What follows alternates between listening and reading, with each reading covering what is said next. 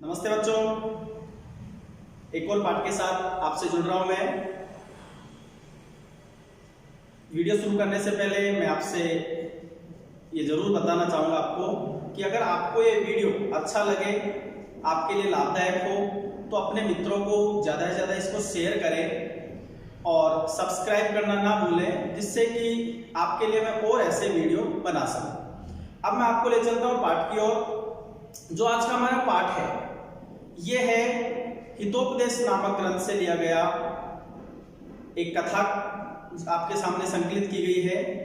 ये जो कथा है, इस कथा के माध्यम से आपको एक सीख दी जा रही है कि हमें संगठित रहना चाहिए। अगर हम संगठित हैं तो हम बड़ी से बड़ी परेशानी को भी दूर कर सकते हैं, उस परेशानी से भी निजात पा सकते हैं। अब ये आपके लिए महत्वपूर्ण इस दृष्टि से भी है, देखो हर चीज का मॉरल वैल्यू भी होता है कि ये पाठ जो है वो आपके जीवन में क्या काम आने वाला है। क्योंकि अनावश्यक अगर जीवन में काम आने वाली चीजें नहीं होती तो शायद ये पाठ आपके पाठ्यक्रम में नहीं जोड़े जाते। तो ये पाठ भी आपको ये सीख देता है कि आप संगठित रहें और परेशानियों से निजात पाएं। ये जो पाठ है हितोपदेश नामक जिस ग्रंथ से लिया गया है, ये पंडित नारायण शर्मा के द्वारा लिखा गया ग्रंथ है, जिसके कुल 4 भाग हैं। उन 4 भागों के बारे में मैं आपको थोड़ा सा बता देता हूं। जो 4 भाग इसके किए गए हैं, पहला भाग है मित्र लाभ, दूसरा है सुहृद भेद, तीसरा है विग्रह और चौथा भाग है इसका संधि। आपके जो कथा ली गई है ये पहले भाग से ली गई है, जिसका नाम है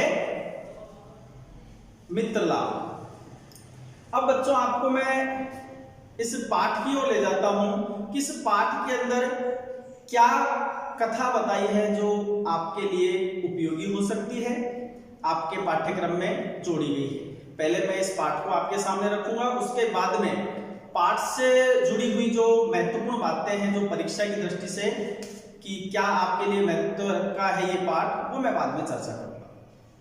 अब मैं आपको बताऊं कि ये जो पाठ है ये शुरू होता है एक ऐसी घटनाक्रम से जिसके अंदर एक जो वायस है, वायस का मतलब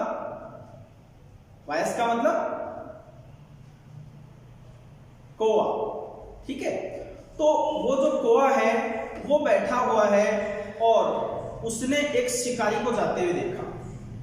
जब उस कौवे ने शिकारी को जाते हुए देखा तो उसके मन में शंका आई। प्रातःकाल का समय था जब उसने जाते हुए देखा, तो उसको लगा कि आज तो निश्चित रूप से किसी का मरण होने वाला है। जब उसके दिमाग में विचार आया तो उसने सोचा चलो देखते हैं किसकी आज विपत्ति आई है। तो उसने उसका पीछा करना शुरू किया और पीछा करते करते जब वो शिकारी रुका तो वो एक पेड़ के नीचे रुका। काफी बड़ा पेड़ था और उस पेड़ के नीचे उसने क्या किया कि कुछ चावल के दाने बिखेरे और वहां उसने एक जाल बिछा दिया। जाल बिछा करके वो वहां से चला गया। कौवा ये सारी घटना देख रहा था। अब कुछ समय के बाद क्या होता है, एक पक्षियों का झुंड, जिस झुंड के अंदर कौन थे, कबूतर थे, तो सारा पक्षियों का झुंड वहां आता है और वो झुंड जब वहां उस निर्जन स्थान में भी उन चावलों के दानों को देखता है तो उनके मन में ये होता है कि अरे आज तो आनंद हो गया, हमें तो यही मिल गया सब कुछ। तो वो सारे झुंड के जो कबूतर थे वो तुरंत उसके ऊपर जाके बैठने लगते हैं। लेकिन उसमें जो सबसे बुद्धिमान जो था उसने उनको रोका, उनको कहा नहीं भैया कहाँ जा रहे हो, भाई यहाँ निर्जन स्थान में तुम्हें चावल के दाने मिल रहे हैं तो तुम खुद समझ सकते हो कि निर्जन वन में चावल कहाँ से आएंगे, तो तुम्हें ये दाने नहीं चुगने चाहिए। लेकिन देखो बड़ों की सीख नहीं मानी उन्होंने, कहते हैं न माने बड़ों की सीख, और फिर उसके बाद में कितनी विपत्तियों का सामना करना पड़ता है। तो उन्होंने उनकी सीख नहीं मानी और उसमें जो सबसे युवा था उसने कहा नहीं ये तो बुढ़ा हो गया है, इसकी क्या बात माननी, ये तो सटिया गया है ना, तो इसकी बातों पे नहीं जाना अपन को तो चलो सामने खाना मिल रहा है तो अपन को टूट पड़ना है। देखो ये लालच होता है। जो हम युवा अवस्था में होते हैं, आप भी इसी अवस्था को प्राप्त हो रहे हो या होने वाले हो, तो इस अवस्था में कहीं ना कहीं हम ऐसी गलतियां करते हैं कि बिखरे हुए दानों को, ऐसे लालच को समाज में देख करके और हम डिग जाते हैं, हम उनके ऊपर टूट पड़ते हैं, या हमें लगता है ये तो हमारे लिए सब कुछ है।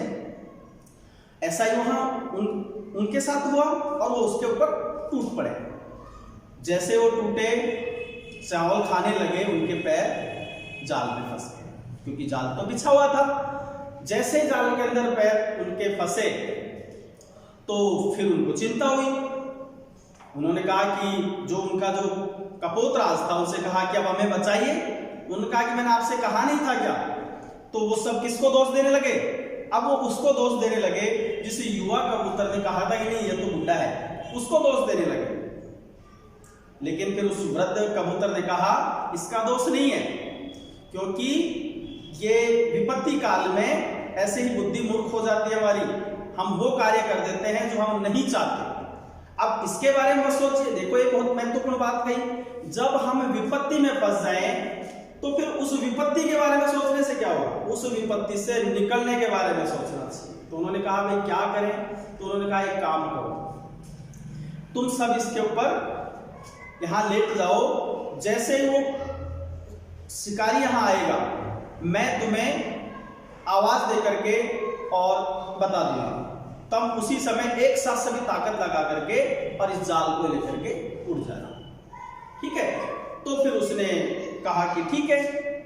वो सारे वहीं बैठ गए, लेट गए। जैसे शिकारी आया, उस बड़े बुजुर्ग कबूतर ने जोर की आवाज लगाई और वो तेज गति से वहां से उड़ करके चले गए।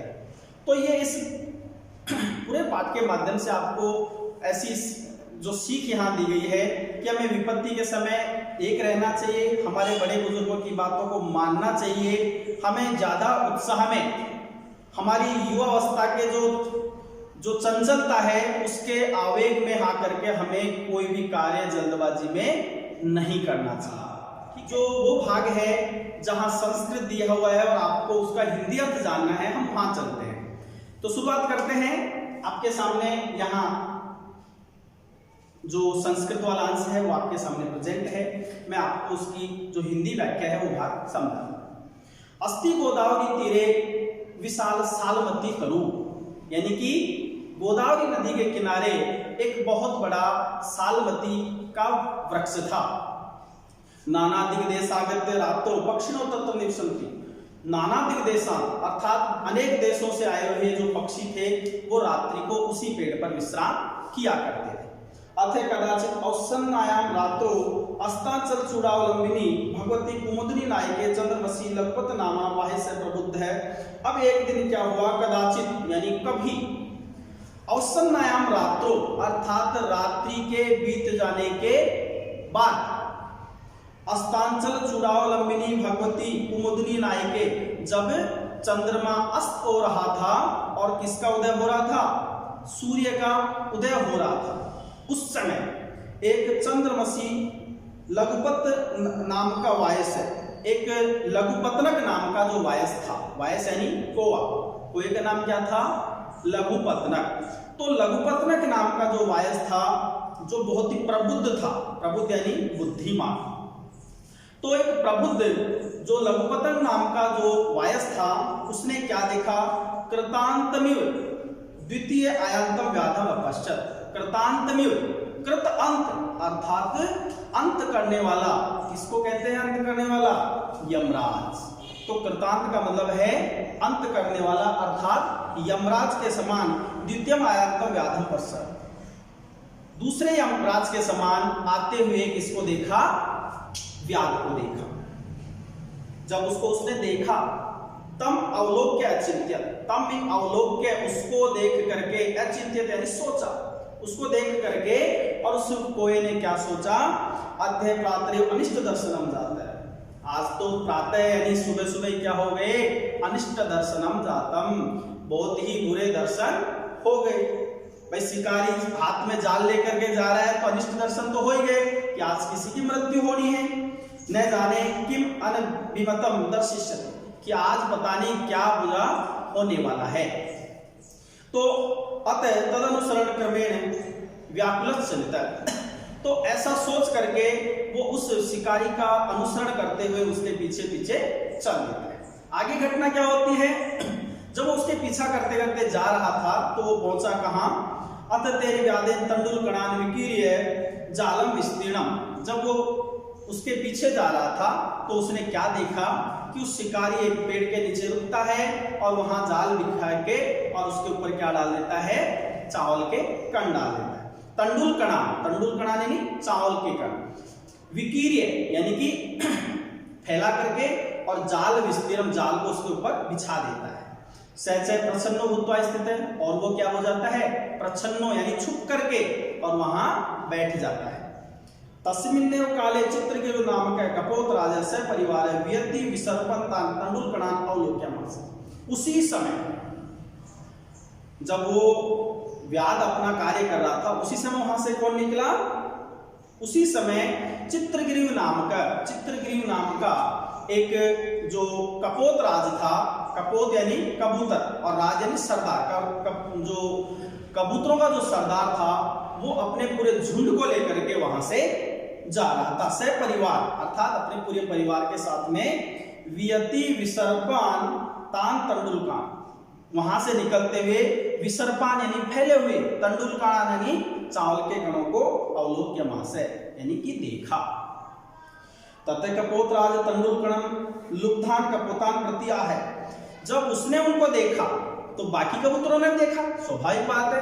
तो उन्होंने क्या देखा, कपोत राज ने, कि बाकी कबूतर उस जो वहां कबूतर जो दाने बिखरे हुए थे उनकी तरफ लालायित हो रहे थे। उनको देख करके उसने क्या कहा, तंडुल कणान प्रति लुब्धान, अर्थात चावल के कणों के प्रति जो लोभित हो रखे थे कबूतर, उनको देख करके क्या कहा, कुतो अत्र निर्जने वने तंडुल कणानाम संभव, कि यहाँ निर्जन वन में, निर्जन का मतलब होता है जनानाम अभाव है, जहां लोग नहीं रहते, अविभाव समास का उदाहरण है ये, जहां लोग नहीं रहते उस स्थान पर चावल के कण कहां से आ गए, तो ये तो शंका करने वाली बात है। तो इस निर्जन वन में ये चावल के कण कहां से आए, तस्मिन रूप्यताम तावत, तो यहाँ निश्चित रूप से कोई न कोई गड़बड़ है। भद्रमिदं न पश्यामि, कि मैं यहाँ भद्र का मतलब होता है कल्याण, कि मैं यहाँ कोई कल्याण को नहीं देख रहा। सर्वदा अविचारितम कर्मम न कर्तव्यम, क्योंकि हमेशा बिना सोचे समझे कोई काम को नहीं करना चाहिए, अन्यथा हम विपत्ति के अंदर पड़ सकते हैं। ये बात उन्होंने कही, लेकिन जब इनकी उस बात को युवा कबूतर ने सुना तो उसने क्या कहा, एतद् वचनं श्रुत्वा कश्चित् कपोत सदर्पमाह। लेकिन जब उनकी इस बात को सुना तो कोई जो दर्प का मतलब है घमंडी, या जो युवा होगा तो स्वाभाविक रूप से जो युवा होता है उसमें बहुत सारी बातों के कारण घमंड आ जाता है, अपनी युवावस्था के कारण, या और भी बहुत सारे रीजन हैं, वो किसी और क्लास में आपको मैं बताऊंगा। कक्षा 11 और 12 में भी एक पाठ है संस्कृत से रिलेटेड, जिसके अंदर सुकनासु उपदेश से लिया गया है, वहां इस बारे में काफी विस्तार से चर्चा की गई है। मैं कक्षा 12 से रिलेटेड जो लेसन तैयार करूंगा उसमें इस बारे में चर्चा करूंगा। तो यहाँ वो जो घमंडी या घमंड में चूर होकर के उस कबूतर ने क्या कहा, एक श्लोक के माध्यम से यहाँ बताया गया है, ईर्षिघ्नी तु असंतुष्ट क्रोधनो नित्य संकित पर भाग्योपजीवी च सड़ेते दुख भागिने।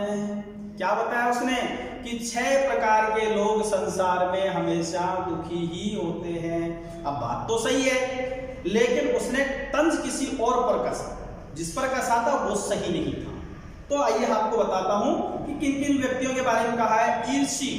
ईर्ष्या करने वाला, घृणा करने वाला, असंतुष्ट है, जो किसी कार्य से संतुष्ट नहीं होता है, क्रोधनो अर्थात क्रोध करने वाला व्यक्ति, और उसके अलावा नित्य रूप से शंका करने वाला व्यक्ति कभी भी, और एक इसके अलावा लास्ट बताया पर भाग्योपजीवी अर्थात दूसरे के भाग्य पर अधीन रहने वाला, अर्थात पराधीन सपने सुखना है। तो 6 प्रकार के लोगों के बारे में बताया कि ये 6 ऐसे लोग होते हैं जो कभी भी सुख नहीं पाते। इस श्लोक के माध्यम से ये बात आपको बताई गई है कि कौन से व्यक्ति होते हैं जो कभी सुख नहीं पा सकते। आगे इस बात को सुनकर के तत् श्रुत्वा कपोत राजेश शंका चनादृत सर्वे कपोतस तत्रो उपविष्टा, लेकिन उस युवा कबूतर की बात सुन करके और कहते हैं ना भेड़ चाल चलना, उस युवा कबूतर के पीछे पीछे सारे कबूतर चल पड़े और वो सारे उसके ऊपर बैठ गए। कपोत राज से संकाम, कपोत राज यानी कि जो कपोतों का जो सरदार था चित्रग्रीव नाम का, उसकी बात को अनादृत करके न मान करके और वो सारे उसके ऊपर जाकर के बैठ गए। अनंतरम सर्वे जाले बद्धा, अब सीधी सी बात है, वहां जाल बिछा हुआ था तो वो जाल के अंदर फंस गए।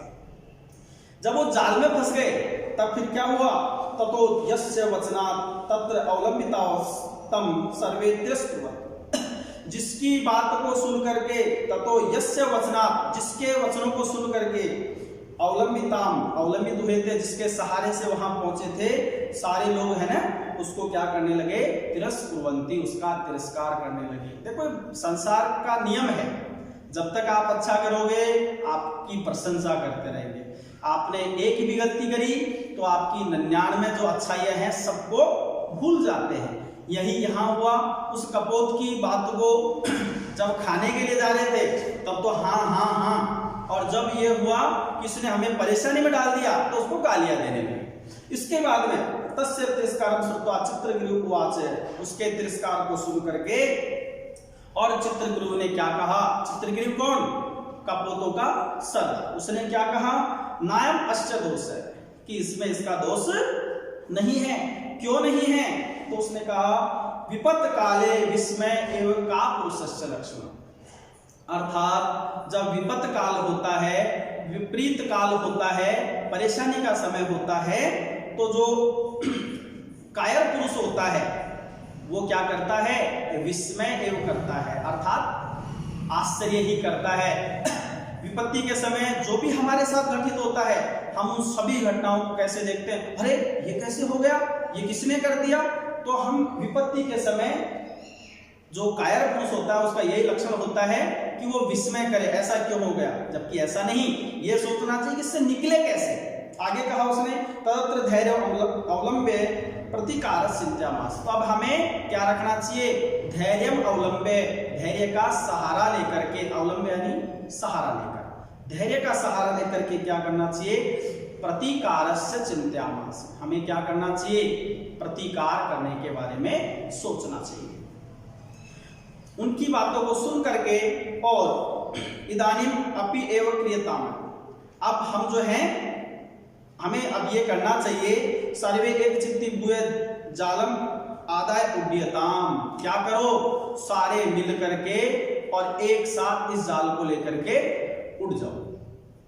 यदि विचिंत्य सर्वे पक्षिणे जालम आदाय उत्पतिता, और ऐसा सुन करके और जो सारे पक्षी थे वो एक साथ उस जाल को लेकर के वहां से उड़ जाते हैं। और जो शिकारी था वो जो पेड़ के पीछे छुप करके देख रहा था कब फंसे कब लेके जाऊं, उसने क्या किया, अनंतरम से व्याध है, उसके बाद में वो व्याध जो था, शिकारी जो था, सुदूरा जाला अपहार कान, दूर से ही उस जाल को लेकर के उड़ करके जाते हुए तान अवलोक्य, उनको देख करके पश्चात धावना में करो, तो उनके पीछे पीछे दौड़ने लगा। लेकिन अब उसको क्या मिलने वाला था, जब आप संगठित हो जाओगे, हमारा समाज संगठित हो जाएगा, तो फिर जो लोभी लालची लोग हैं वो ऐसे देख के रहने वाले हैं। तो उसके बाद में ततस्तेषु चक्षु विषातिक्रांतेषु पक्षिणस्य व्याधो निवृत्त, उसके बाद में वो ततस्तेषु, उसके बाद में चक्षु विषयातिक्रांतेषु, अर्थात आंखों से जब तक दिखाई देना बंद नहीं हो गया तब तक वो उसके पीछे उसके दौड़ता रहा, और उसके बाद में वो व्याध जो है निवृत्त होकर के अर्थात रुक करके वापस अपने घर चले गया। और उसने क्या कहा, अल्पानाम अपि वस्तूनाम सहति कार्य साधिका त्रणय गुणत्वम आपन्ने बद्धन्ते मतदन्तिनः। एक बहुत महत्वपूर्ण सीख यहां दी गई है, अल्पानामपि वस्तूनां, अल्प का मतलब होता है छोटी छोटी वस्तु, अगर वो भी क्या हो जाए, सहती कार्य साधिका, अगर छोटी छोटी वस्तुएं हैं अगर वो भी एक जगह संग्रहित हो जाए तो वो भी बड़ा कार्य कर सकती है। कहा है सहती कार्य साधिका, अगर संगठित हो तो बड़ा काम कर सकती है। जैसे त्रणय गुणत्वम आपन्ने, त्रणय का मतलब होता है तिनके, अगर तिनके अपना गुणत्व को प्राप्त कर लेते हैं, तिनके का गुणत्व क्या है, तिनके से तिनके को तिनके से मिला करके जैसे रस्सियां बनती है, जैसे तंतु से मिला करके धागा बनता है, धागे से फिर कपड़ा बनता है, उसी तरीके से जो तिनका होता है उससे संगठित करने के बाद में वो जो गुणत्व प्राप्त करता है, उनका जब संगठन हो जाता है तो उस तिनके से ही जो बहुत मामूली सा होता है उससे हम बड़े मदमस्त हाथी को भी बांध सकते हैं। तो ये एक बहुत ही मैसेज देने वाला, बहुत ही शिक्षाप्रद एक कहानी आपके सामने रखी गई है, जिसका भावार्थ आपके समझ में आया होगा। बड़ों की बात माननी चाहिए, हमें कभी भी जल्दबाजी में कोई निर्णय नहीं लेना चाहिए, और अगर हम संगठित रहेंगे तो हम बड़ी से बड़ी परेशानी को भी दूर कर सकते हैं। अब मैं आपको इस पाठ से रिलेटेड जो और बातें हैं, किस दृष्टि से ये परीक्षा की दृष्टि से महत्वपूर्ण ये पाठ है, तो मैं आपको बताना चाहूंगा। इस पाठ से हिंदी अर्थ भी आता है और इस पाठ से संस्कृत व्याख्या भी आती है। संस्कृत व्याख्या के लिए आपको मैं एक अलग से वीडियोस लेक्चर बनाऊंगा, जिसके अंदर आपको सिर्फ ये बताया जाएगा कि कैसे, किस प्रकार से हम जो है संस्कृत व्याख्या करें। दूसरी बात, और जो इसके अंदर कुछ प्रश्न बनते हैं वो आप आसानी से तैयार कर सकते हो अगर इस पाठ को समझ पाए होंगे कि वायस का नाम क्या था, कपोतराज का नाम क्या था, ये प्रश्न हैं कुछ जो इसमें से बनते हैं। और इसके अलावा जो इसका एक महत्वपूर्ण भाग है व्याकरण, व्याकरण को समझने का जो समय है, हम पाठ के साथ में आपको वो चीजें नहीं बता सकेंगे अभी, क्योंकि उसके लिए आपको मैं अलग से जो मैंने कुछ वीडियो बनाए भी हैं और आगे भी मैं बनाऊंगा, जिसके माध्यम से आपको ये बताया गया है कि अलग अलग टॉपिक को सेपरेट तरीके से आपको संधि अलग से समझाई जाएगी, प्रत्यय अलग से समझाए जाएंगे, तो वहां आपके कॉन्सेप्ट क्लियर हो जाएंगे। तो धन्यवाद दोस्तों, आपने इस लेक्चर को सुना, आशा करता हूं आपके लिए ये यूजफुल होगा। धन्यवाद।